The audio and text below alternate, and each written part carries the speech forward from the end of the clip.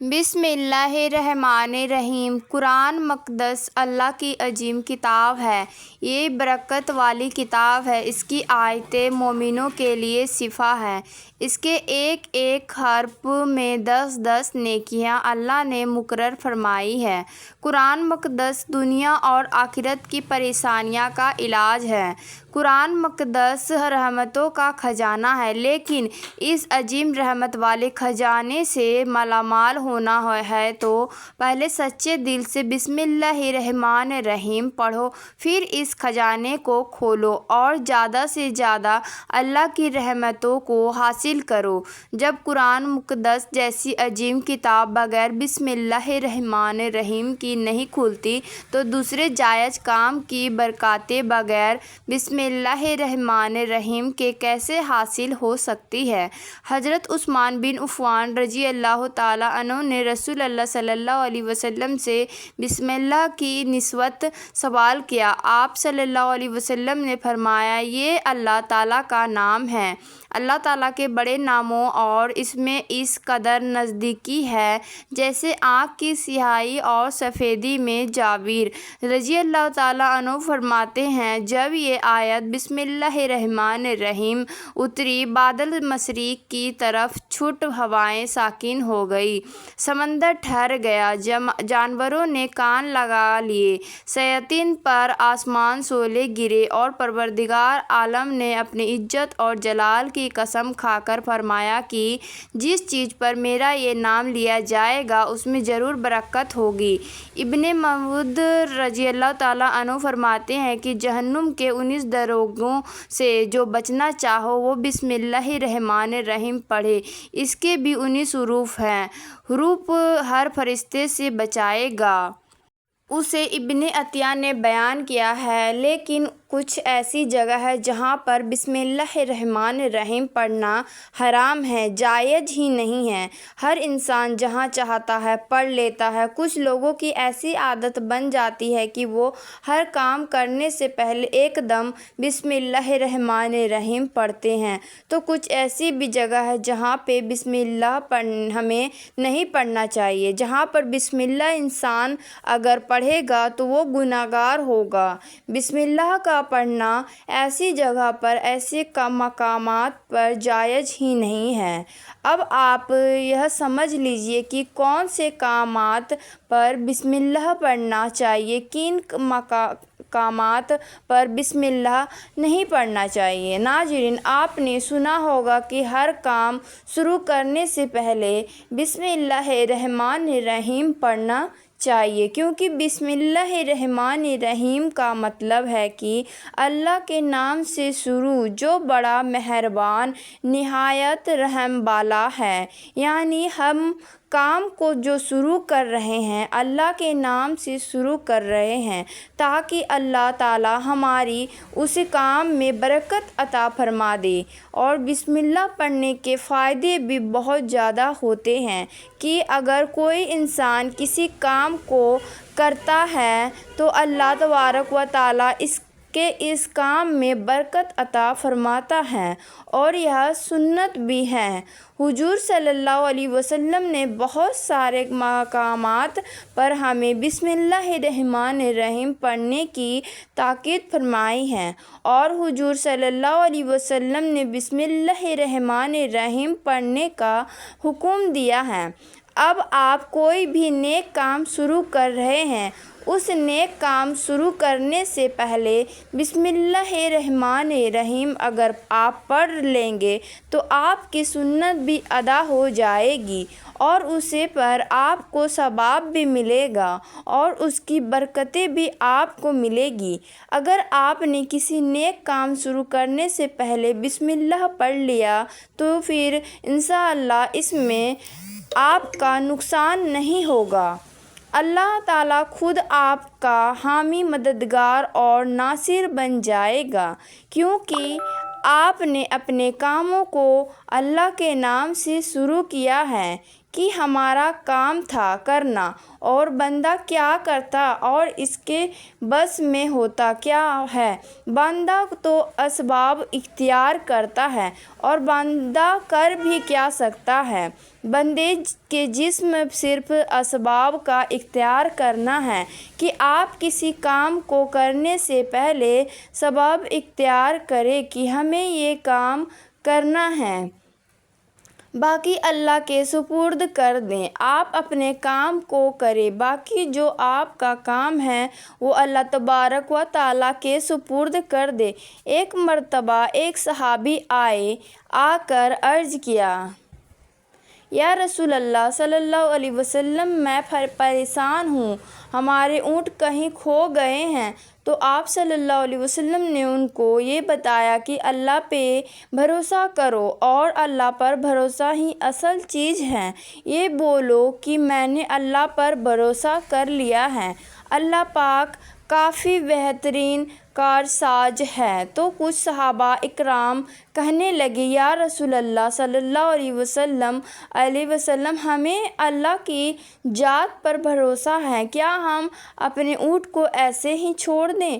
اگر ہماری قسمت میں ہوں گے تو ہمارے اونٹ واپس آ جائیں گے، اور مقدس میں نہیں ہوں گے تو چلے جائیں گے۔ ہمیں اللہ کی ذات پر بھروسہ ہے۔ تو آپ صلی اللہ علیہ وسلم نے فرمایا کہ نہیں، پہلے اپنے اونٹ کو باندھو، پھر اللہ کی ذات پر یقین کرو، پھر اللہ کی ذات پر بھروسہ کرو۔ یعنی ہمارے جسم کے جو کام ہے وہ ہمارے اوپر کرنا لازم ہے۔ اسباب کا انکار کرنے والا جاہل ہوتا ہے۔ اسباب کا انسان انکار کر نہیں سکتا کہ نہیں، ہم تو ہاتھ پہ ہاتھ رکھ کے بیٹھے جائیں گے، اب اللہ کھلائے گا کیونکہ وہ رزاق ہے، وہ ہمیں کھلائے۔ لیکن آپ اپنی محنت کیجئے، آپ اسباب اختیار کیجئے، پھر اللہ کی ذات پر چھوڑ دو۔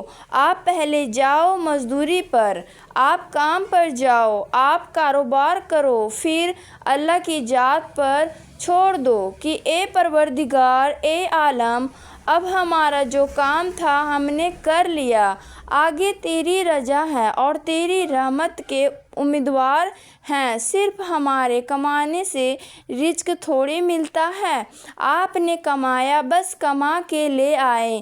اس کے علاوہ آپ غور کیجئے کہ دانے کو زمین سے نکالا کس نے، اس کے بعد پھر اس کو گیہوں کی شکل میں، پھر وہ آٹے کی شکل میں بنا، پھر وہ روٹی بنتی ہے۔ ہم سمجھ رہے ہیں کہ یہ ہماری محنت سے ہو رہا ہے، ہم نے روٹی بنائی، روٹی بنا کر گوشت یا سالن یا سبزی ہمارے سامنے آئی، اس کے بعد ہم نے جیسے اس کو بسم اللہ الرحمن الرحیم پڑھ کر کھایا، تو اب ہماری حلق پر ایک فرشتہ بیٹھا ہوا ہے، وہ فرشتہ اللہ سے اجازت مانگ رہا ہے۔ حلق میں ہماری دو نالیاں ہوتی ہیں، ایک نالی ہوتی ہے جو سانس کی ہوتی ہے، ایک نالی وہ ہوتی ہے جس سے رزق اندر جاتا ہے، کھانا اندر جاتا ہے۔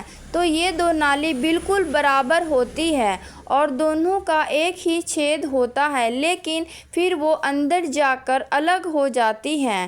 اب آپ یہ سوچ کر یہ دیکھیے کہ فرشتہ یہاں پر بیٹھ کر اللہ سے پوچھتا ہے ہمارے ہر لقمے پر کہ اے مولا، اس لقمے کو زندگی کا سبب بناؤ یا موت کا باعث بنا دو۔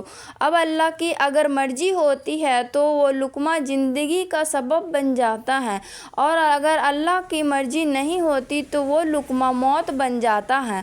یعنی اگر وہ لقمہ بجائے خوراک والی نالی میں جانے کی اگر وہ سانس کی نالی میں چلا جائے تو پھر انسان ختم ہو جائے گا۔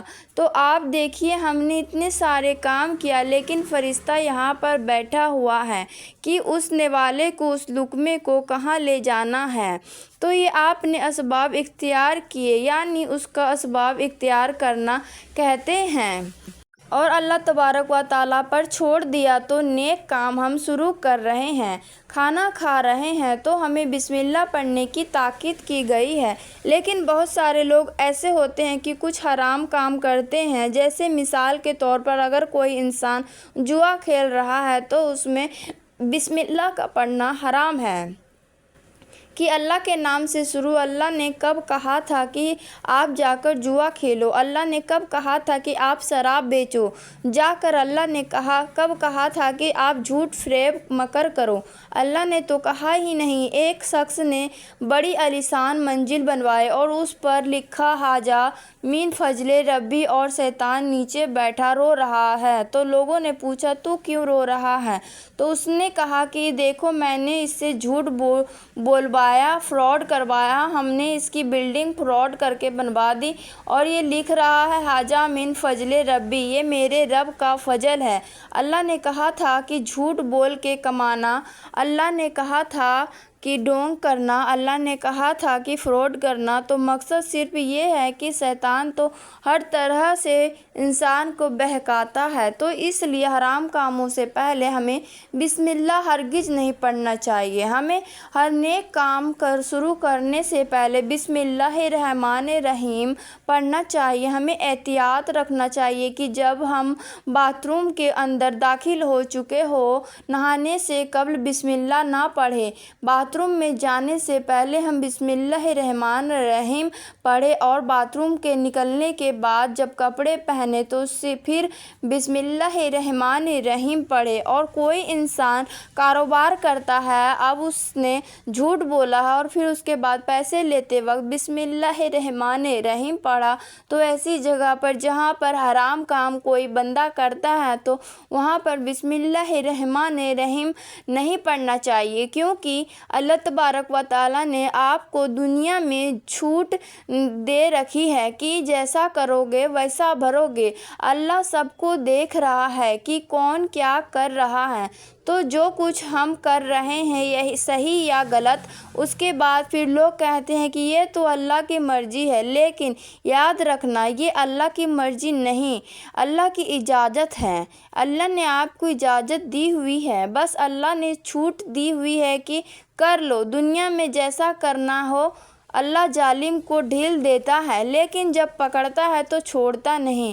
اللہ کی پکڑ بڑی سخت ہے، تو دنیا میں اللہ دیکھ رہا ہے، یہ مرضی نہیں اللہ کی آپ گناہ کرو، لیکن اللہ نے بس اجازت دی ہوئی ہے کہ آپ کر لو، دیکھیں کتنا کرو گے۔ ایک دن آؤ گے میرے پاس، سب آؤ گے، تب ہم فیصلہ کریں گے۔ مالک یوم الدین، انسان کے دن کا حاکم تو اللہ کی ربوبیت سمجھیے، اور ہمیں یہ سمجھنا چاہیے کہ کون سے کام ہمیں کب کرنا چاہیے، کب نہیں کرنا چاہیے۔ جو سنت رسول اللہ صلی اللہ علیہ وسلم پر ہم عمل کریں گے تو اللہ تعالیٰ ہمیں کامیاب کر دے گا، دنیا میں بھی اور آخرت میں بھی۔ انشاءاللہ تعالیٰ پاک ہمیں بہتر عمل کرنے کی توفیق عطا فرمائے اور ہمارا خاتمہ ایمان پر فرمائے، آمین۔ ناظرین، کمنٹ باکس میں اللہ تعالیٰ کے 99 ناموں میں سے ایک نام ضرور ٹائپ کریں۔